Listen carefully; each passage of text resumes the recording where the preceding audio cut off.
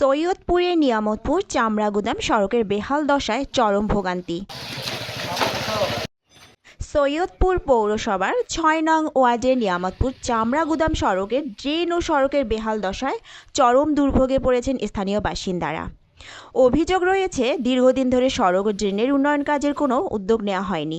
ফলে সড়কটিতে খানাখন্দের পাশাপাশি ড্রেনেজ ব্যবস্থা সম্পূর্ণভাবে অকেজো হয়ে পড়েছে।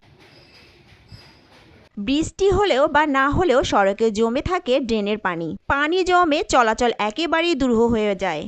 এলাকাবাসী জানান, রাস্তাটি চামড়াগুদাম থেকে খালেক পাম্প পর্যন্ত বিস্তৃত।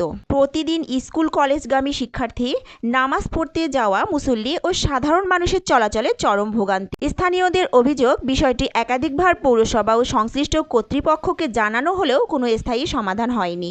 ফলে ভাঙাচোরা রাস্তা আর অকার্যকর ড্রেনেজ নিয়ে প্রতিদিন দুর্ভোগ পোহাতে হচ্ছে। দ্রুত সড়কটি সংস্কার ও ড্রেনেজ ব্যবস্থা কার্যকর করার দাবি জানিয়েছেন ভুক্তভোগী এলাকাবাসী।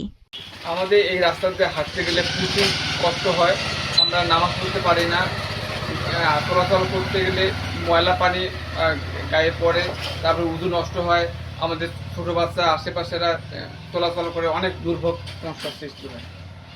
এই যে আমাদের রাস্তায় পানি ওঠে, মনে করো এই যে ড্রেনে গর্ত হয়ে আছে, কিন্তু কায়ও গুরুত্ব দেয় না।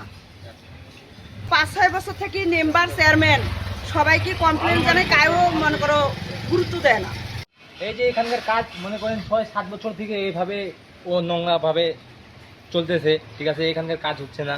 এই ড্রেনগুলো দেখতেছেন কত নোংরা, প্রায় অনেকদিন থেকে এইগুলা ড্রেন পরিষ্কার করতেছে না।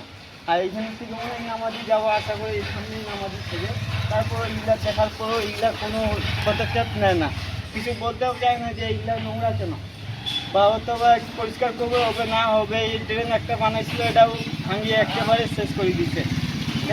বাইকগুলা বর্তমানে চলাফেরা করতেছে, কোনো ইয়া নাই। 2 বছর থেকে দেখছি, বৃষ্টি হোক বা বৃষ্টি না হোক, এই রাস্তায় এই অবস্থা একবারে কঠিন অবস্থা, যাওয়া আসা খুব কঠিন হয়ে যাচ্ছে। দেখাচ্ছে এই রাস্তা থেকে আমরা যাওয়া আসা করি, কাপড় চোপড় নষ্ট হয়ে যায় অনেক সময়। এই রাস্তার জন্য নামাজ কালাম হয় না। এই রাস্তায় এমনও কি কোনো যানবাহন দেখাচ্ছে এমার্জেন্সিভাবে যেতে পারে না, কোনো দুর্ঘটনা ঘটছে কারো বাসায়, এই রাস্তা দিয়ে যেতে পারবে না। এই রাস্তা দেখাচ্ছে ফেসে যাবে মানুষ। এই রাস্তার অবস্থা খুবই খারাপ, আপনারা এখন দেখেন কি করা। এখানে ভাই অনেক প্রায় ৬-৭ বছর ধরে আমি দেখতেছি এই রাস্তাটা ভাঙ্গা থাকলেও, বৃষ্টি হইলেও পানি জমা থাকলে, বৃষ্টি না হইলেও পানি জমা থাকে, মানুষের আসা যাওয়া খুবই কষ্ট। বাচ্চা কাচ্চা এই যে স্কুল যায়, এখানে স্কুল আছে, স্কুল দিয়ে খুব কষ্ট হয় বাচ্চাদের আসা যাওয়া করতে। আমাদের এই রাস্তার অবস্থা একেবারে খারাপ। আমরা যে দীর্ঘদিন থেকে চলাফেরা করে আসতেছি, কিন্তু আমাদের রাস্তা দিয়ে চলাফেরা করা যায় না। বৃষ্টি হলে তো আরও যে দুর্ভোগ খুবই। এখন ইতিপূর্বে যে সরকার ছিল কি যে করছে, আর রাস্তাঘাটের কোনো তো কাজে করেনি, কিন্তু এখন আর কি আমরা চাই যে রাস্তাটা ভালো হোক, আমাদের চলাফেরার জন্য সুবিধা হয়, এটাই আমার কথা।